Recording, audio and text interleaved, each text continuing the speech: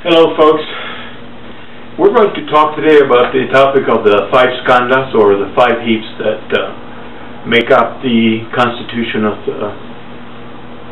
a human being, or the human being and its world.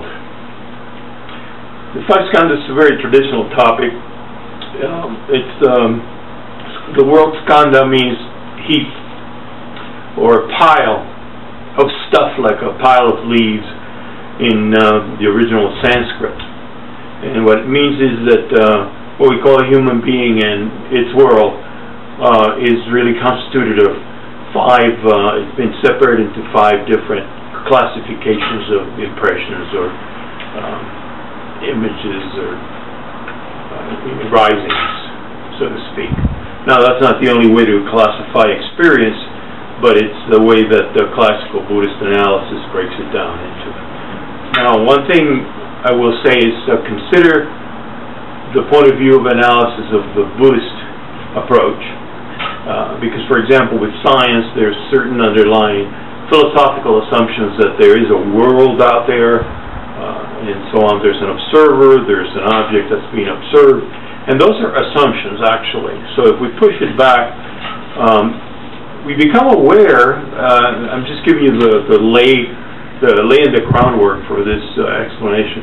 If we look deeply, we realize that everything in our world is really experienced through our mind. If we had no awareness, if we had no experience, there'd be no world. Would there be no us? They'd be, blank, which is what some materialists think happens after death. Perhaps it does. We don't think so. We have a different approach. But even the things we call our outside world, when we look at a point of view of phenomenology, or even the West, if you look at Bishop Berkeley's radical idealistic philosophy, which is not exactly what we're talking about, but that radical analysis says that even what we call the solid real world out there, we only know through our mind. I mean, there's no other way to experience, and this we call mind is really push it even farther than mind, just experience.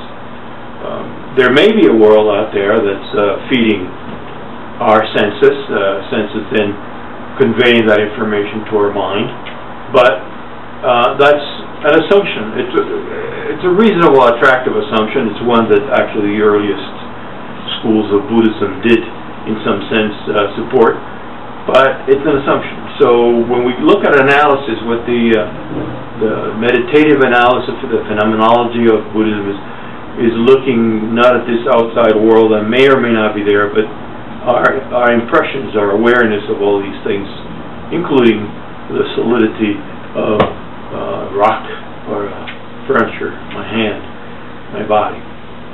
So that's the groundwork. We sit in meditation, of course, and through awareness, then we experience different risings, different appearances. So, based on that approach, that laboratory of mind, then five different aspects of being were described. I'll go through it quickly. Form, feeling, perception, impulse, concept, and consciousness. Form, feeling, impulse, concept, and consciousness. Now, what does that mean? Form, of course, is form. Form is form, and that's what's fed to us through our senses. So what we call form is all the things that are experienced, that have dimensions, smell, touch, they have duration. So even, for example, not only does a rock or a Buddha image have form, but music, for example, has a beginning, middle, ending, and it has a certain pattern, and that is also form. I read somewhere one time somebody described meditating on the breath, saying the breath had no form, but the breath does have form. We can feel it with our senses. We can feel the rhythm in our body. That is form. Smell, the wind, all these things. So it's very obvious, very clear, the world of appearance that we all agree is there. Then comes what is called feeling, but it's not feelings as we use the term in Western psychology or Western parlance. it really is a valence, you might say. It's plus minus zero, if you might say. It's sort of pleasant, unpleasant, and indifferent, or neutral. Pleasant, unpleasant, and neutral. So I think we'll all agree that sensations appear, and then they either feel good or bad, or don't matter, although it's very, very improbable and difficult to find something that's really, truly, completely neutral. But it's possible. So you might think of plus, minus, and again, zero. So those two things are obvious. Then comes perception impulse, which is then a reaction. That's the root of the ego right there, then, from this point of view, which is the passion, aggression, and ignorance. Three strategies of the ego. We have passion. We try to attract or magnetize that which we experience as pleasurable when we work on the ego base. We try to push away or destroy that which is unpleasurable, and then we sort of space out or try not to clutter ourselves with things that we consider neutral or indifferent, which sometimes may not be. So ignorance in this case is an aspect that we call denial in psychology, I think, which is sort of making things neutral or non-existent or fuzzy that perhaps are more prominent in our perceptual field than we make it to be. In any case, from the feeling, then we have the reaction, and that again, reactivity. That reactivity begins to be the root of ego from the Five Skandha point of view, in my opinion. And then from there we go to what might be called concept. What we get then, we begin to get an organization, a strategy. Based on experience, we begin to get a clustering in the process.